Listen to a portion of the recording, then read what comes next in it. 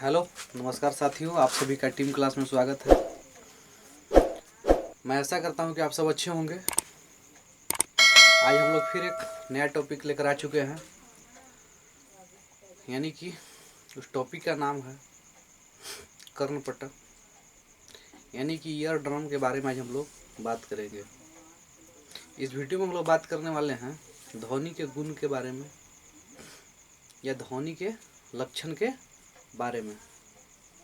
ठीक है, कि ध्वनि के कितने लक्षण होते हैं हम लोग सब इसी वीडियो में एक एक टॉपिक का डिस्कस करेंगे। एक एक टॉपिक का डिस्कस इसी वीडियो में करेंगे।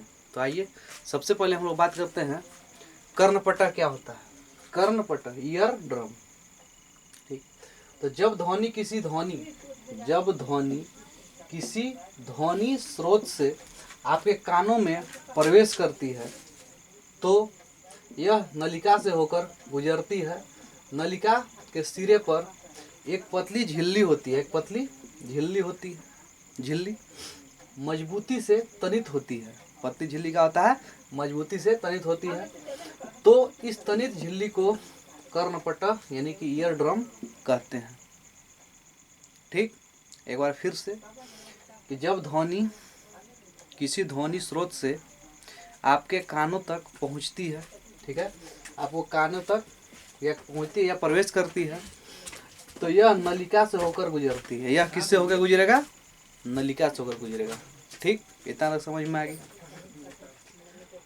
नलिका से के सिरे के ऊपर एक पतली झिल्ली पतली झिल्ली क्या होती है? मजबूती से तनित होती है, यानी कि तना हुआ होता है। ठीक है, तो इस तनित झिल्ली को कर्णपटक कहते हैं। इस तनित झिल्ली को क्या बोलेंगे? कर्णपटक कहते हैं।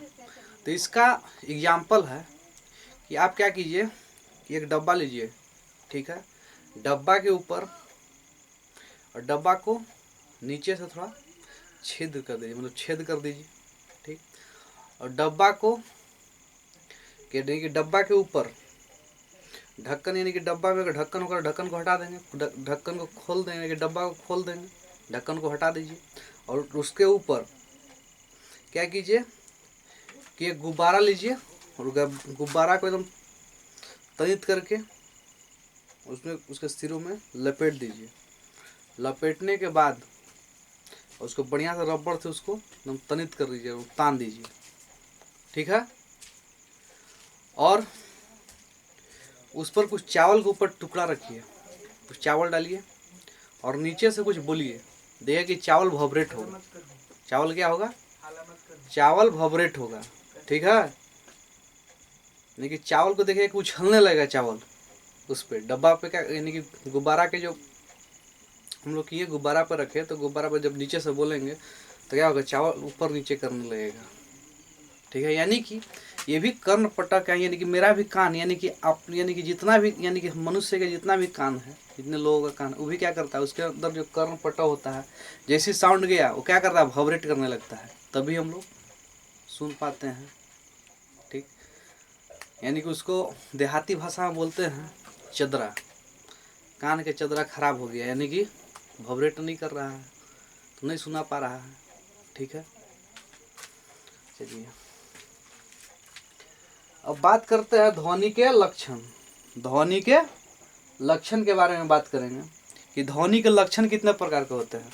तो ध्वनि के लक्षण 3 प्रकार के होते हैं। कितने प्रकार के होते हैं? 3 प्रकार के। तो पहला आपका है तीव्रता, ठीक है, इंटेंसिटी। दूसरा है तारत्व, पिच, और तीसरा है गुणता। ठीक, यानी कि ध्वनि के लक्षण कितने प्रकार के होते हैं? 3 प्रकार के होते हैं। ठीक है, पहले आपको बताइए तीव्रता, दूसरा तारत्व और तीसरा गुणता। क्या बातें समझ में आ गई? ध्वनि कोई पूछे कि ध्वनि के लक्षण क्या गो, तो बोलना है 3 गो। कौन कौन? तीव्रता, तारत्व और गुणता। ठीक है, तो आइए फिर एक बार बात करते हैं हम लोग अब किसके बारे में बात करते हैं? तीव्रता। तीव्रता क्या होता है, यानी कि इंटेंसिटी के बारे में बात करेंगे हम लोग। तो देखिए, यह ध्वनि का वह लक्षण है जिसके कारण ध्वनि धीमी अथवा प्रबल सुनाई पड़ती है। तारत्व यानी कि तीव्रता तीव्रता का कारण क्या है, तीव्रता क्या बोलिएगा, इसका डिफिनीशन बताना है कि यह ध्वनि का वह लक्षण है, ठीक है, जिसके कारण ध्वनि धीमी अथवा प्रबल सुनाई पड़ती है। धीमी मतलब धीमा और प्रबल मतलब तेज, प्रबल सुनाई पड़ती है, तो इसे क्या बोलते हैं, तीव्रता। अब सुनिए, अब ध्वनि का तारत्व आयाम पर निर्भर करता है। क्या, ध्वनि का तारत्व किस पर निर्भर करता है, आयाम पर निर्भर करता है। आयाम हम लोग पिछली वीडियो में बात कर चुके हैं। अगर आप उस वीडियो को नहीं देखे हैं पार्ट 1, तो पार्ट 1 को प्लेलिस्ट से आप लोग देख सकते हैं, नहीं तो उसका इस वीडियो में लिंक पिन किया हुआ है, आप सब जाके वहाँ से देखिए आयाम क्या है, ठीक। यानी कि ध्वनि का तारत्व किस पर निर्भर करता है, आयाम पर निर्भर करती है, ठीक। अब बात करते हैं तारत्व, इसकी तारत्व यानी कि पिच। देखिए, आदमी का जो मोटा या पतला आवाज होता है वो तारत्व के ही कारण होता है, ठीक। यानी कि लड़की की आवाज़ पतला होती है, लड़का की आवाज़ मोटा हो जाता है, होता है ना। अब सुनिए, तारत्व के कारण होता है, यह ध्वनि का वह लक्षण है, यह ध्वनि का वह लक्षण है जिसके कारण आवाज़ मोटी या पतली सुनाई पड़ती है। तारत्व के ही कारण क्या होता है, आवाज़ मोटी या पतली सुनाई पड़ती है। लड़की की आवाज़ पतली है, लड़का का आवाज़ मोटा। यानी कि मच्छर का ये भिनभिनाना क्या है, ये भी तारत्व, यानी कि मच्छर का भिनभिनाना भी, उसका भी साउंड क्या होता है, पतला। और बेंग क्या करेगा, बेंग टर टर करेगा, तो टर टराना यानी कि मोटा आवाज़ है, ठीक। तो आइए हम लोग कुछ और बातें करते हैं। अब देखिए, तारत्व, ध्वनि का तारत्व आवृत्ति पर निर्भर करता है। यानी कि इसका जो है ध्वनि का तारत्व फ्रीक्वेंसी पर निर्भर करेगा। ध्वनि का तारत्व किस पर निर्भर करेगा, फ्रीक्वेंसी पर निर्भर करेगा, ठीक है।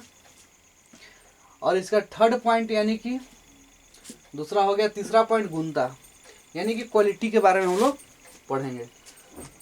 अब फर्स्ट पॉइंट इसमें देखिएगा, तारत्व, यदि कंपन की ध्वनि कम है, अगर कंपन की ध्वनि क्या है, कम है, तो ध्वनि का तारत्व कम है।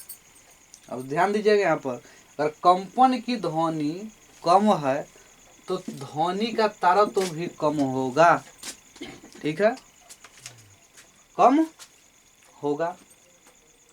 यदि कंपन की आवृत्ति अधिक है, यदि कंपन की आवृत्ति अधिक है, यदि कंपन की आवृत्ति अधिक है तो ध्वनि का तारत्व अधिक होगा। अगर कंपन की तारत्व अधिक है, आवृत्ति अधिक है, सॉरी आवृत्ति अधिक है, तो ध्वनि का तारत्व अधिक होगा, ठीक। तो इसी कारण, यानी कि इसी के कारण क्या होगा, ध्वनि तीखी या पतली सुनाई पड़ती है। इसी कारण क्या होता है, ध्वनि तीखी या पतली सुनाई पड़ती है। एक बार फिर, यदि कंपन की ध्वनि कम है, यदि कंपन की ध्वनि कम है और ध्वनि का तारत्व कम है, कंपन की ध्वनि कम है और कंपन, तो ध्वनि का तारत्व कम है, ठीक। यदि कंपन की आवृत्ति अधिक है तो ध्वनि का तारत्व अधिक है, अधिक होगा। तो इसी कारण क्या होगा, आवाज़ पतली सुनाई दे, यानी कि इसी की आवाज़ पतली होती है। जैसे सीटी बजाएंगे तो सीटी की आवाज़ क्या है, पतली, एकदम तीखा आवाज़ लगेगा, ठीक। क्लियर हो गया, सीटी, इसे एग्जाम्पल में सीटी लिख लेंगे।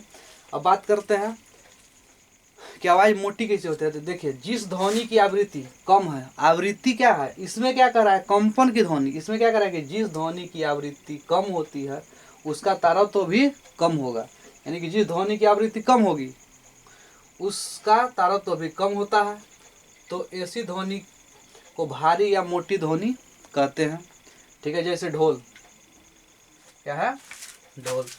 ढोल का जो ढोल जो बजता है, ढोल, उसका आवाज कैसा होता है, मोटा होता है, मोटा होता है। अब देखिए, एक तीसरा पॉइंट है गुणता, यानी क्वालिटी के बारे में। तो इसके बारे में भी हम लोग पढ़ेंगे। आप लोग इसका फटाक से स्क्रीनशॉट ले लीजिए। कर्णपटा, कर्णपटा के बारे में एक बार फिर से, यानी कि फास्ट रिवीजन। कर्णपटा क्या करेंगे, जब ध्वनि किसी ध्वनि स्रोत से, ठीक है, आपके कानों की एक पतली झिल्ली, यानी कि आपके कानों में प्रवेश करती है, आपके कानों में प्रवेश करती है तो यह नलिका से होकर गुजरती है। किससे गुजरेगी? नलिका से होकर गुजरती है। नलिका के सिरों पर एक पतली झिल्ली होती है। नलिका के सिरों पर क्या होता है? एक पतली झिल्ली होती है। और क्या होता है? झिल्ली तनित होती है। क्या होती है? तनित, यानी कि मजबूत झिल्ली तनित होती है। तो इस तनित झिल्ली को हम लोग क्या बोलेंगे? कर्णपट्टा, यानी कि ईयर ड्रम बोलेंगे। ठीक है, ईयर ड्रम कहते हैं। ठीक, ध्वनि के क्या लक्षण? 3 लक्षण। कौन कौन? तीव्रता, तारत्व और गुणता। तीव्रता, तारत्व एवं गुणता। तीव्रता क्या है? कि यह ध्वनि का वह लक्षण है जिसके कारण ध्वनि धीमी या प्रबल सुनाई पड़ती है। ध्वनि का तारत्व आयाम पर निर्भर करता है। ठीक, अब बात करें तारत्व। यह ध्वनि का वह लक्षण है जिसके कारण ध्वनि मोटी या पतली सुनाई पड़ती है। ठीक, चलिए, यदि कंपन की ध्वनि कम है तो ध्वनि का तारत्व क्या होगा? कम होगा। उसी तरह यदि कंपन की आवृत्ति अधिक है तो ध्वनि के तारत्व भी अधिक होगा। तो इसी कारण क्या होगा? आवाज हम लोगों को इसी कारण ध्वनि तीखी या पतली सुनाई पड़ती है। ठीक, जिस ध्वनि की आवृत्ति कम होती है, ठीक है, उसका तारत्व भी कम होता है। जिस ध्वनि की आवृत्ति कम तो तारत्व भी कम। तो इसी कारण क्या होगा? ध्वनि मोटा, क्या होगा? ध्वनि भारी या मोटी ध्वनि सुनाई पड़ेगी। ठीक है, चलिए, तो एक पॉइंट और बच जा रहा है, उसके बारे में बात कर ले रहे हैं हम लोग।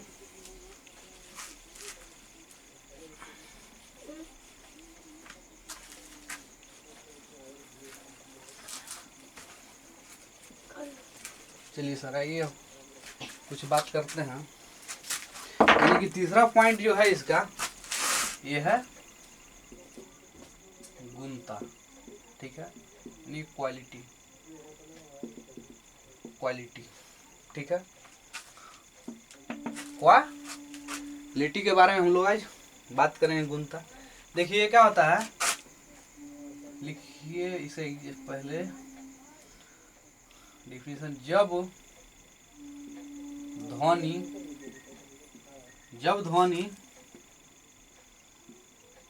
की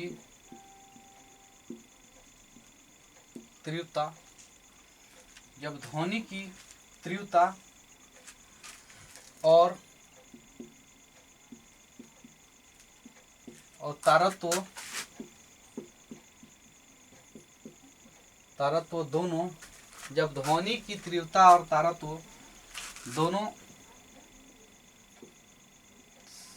समान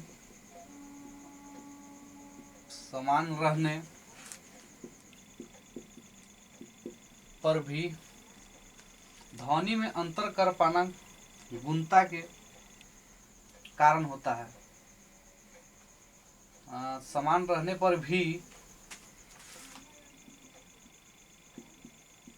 ध्वनि के अंतर कर पाना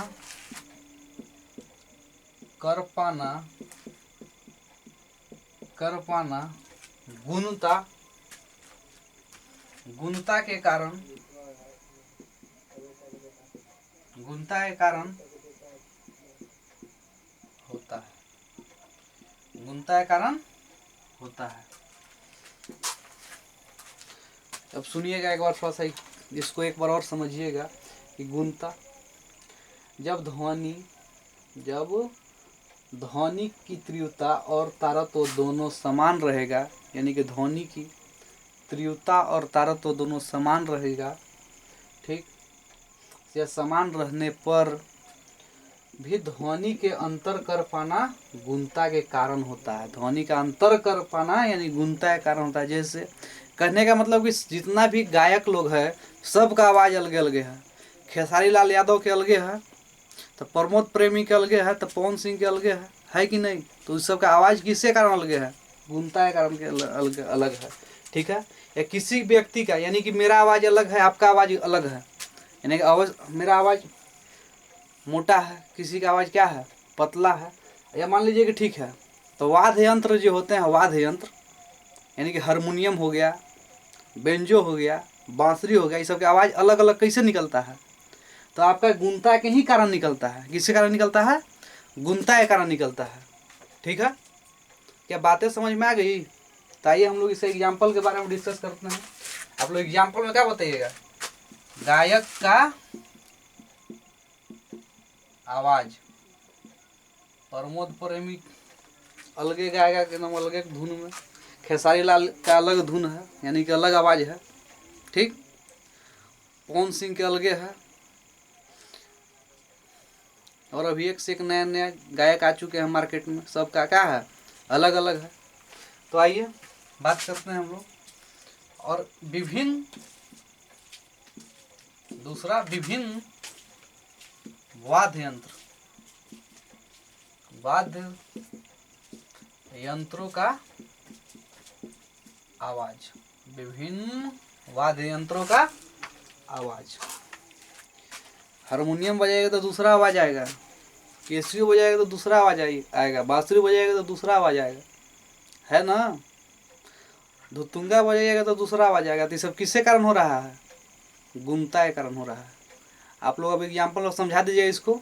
एक बार फिर से हम फास्ट रिवीजन की ओर चलते हैं। गुणता यानी कि क्वालिटी।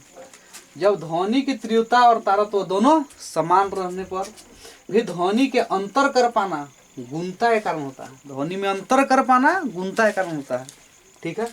जैसे एग्जाम्पल, गायक की आवाज, विभिन्न वाद्य यंत्रों का आवाज। क्या बातें समझ में आ गई आप लोगों को? ठीक है, तो आज की क्लास यहीं तक समाप्त करते हैं, ठीक है। तो आप लोग हंसते रहिए, मुस्कुराते रहिए और कंटिन्यू क्लास करते रहिए।